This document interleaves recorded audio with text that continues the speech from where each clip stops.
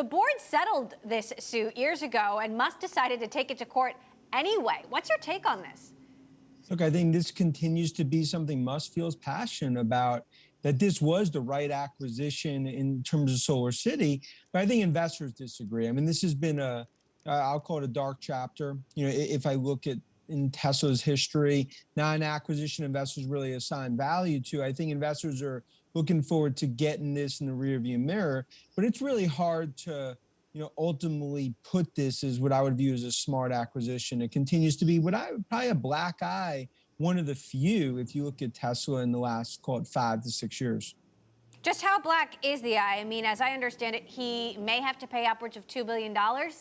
If he loses, I mean, what's the extent of the damage? Well, I think the damage is more around what comes out for future acquisitions, because given this acquisition, I mean, it could potentially be somewhat successful, but realistically, it's almost been a write-off in terms of the view of investors, a painful one.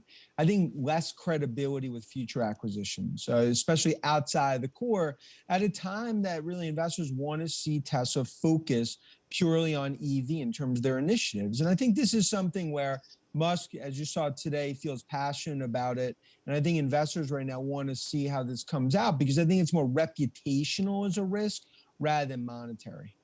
Well, and certainly the optics are bad, right? He was chairman at the time. He was the company's biggest shareholder. Everybody raised their eyebrows when it happened. But, Elon Musk is pretty used to that. So, what makes this different in terms of the bold and daring moves that he has made that have worked out? I think, look, he's made many that have worked out and more, right? Beyond, I think, even the Bulls' dreams.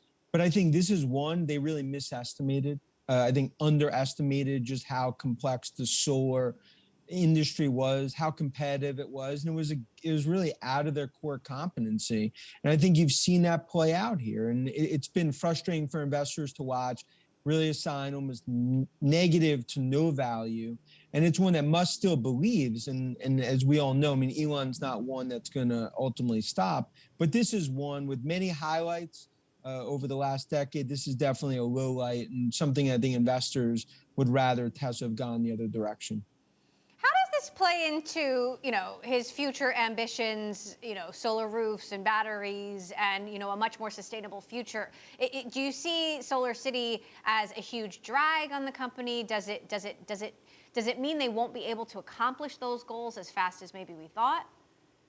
I feel it is almost a distraction. And I think maybe eventually they could sell off part of that solar business, if they're able to actually ramp it. Because the problem right now, in terms of electric vehicle, with this arms race going on as part of the green tidal wave, the last thing investors want to see is any dollar go toward non-EV.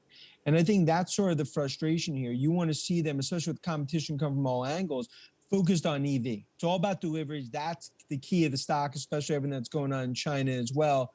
You don't want to see any distractions from Musk or that management team focused on some of the solar ambitions, where ultimately it's almost a one step forward, two steps back type feel. So, obviously taking a look at Tesla more broadly, there are lots of different things going on, things happening in China. What are your sort of overriding views right now as we are now in the second half of the year?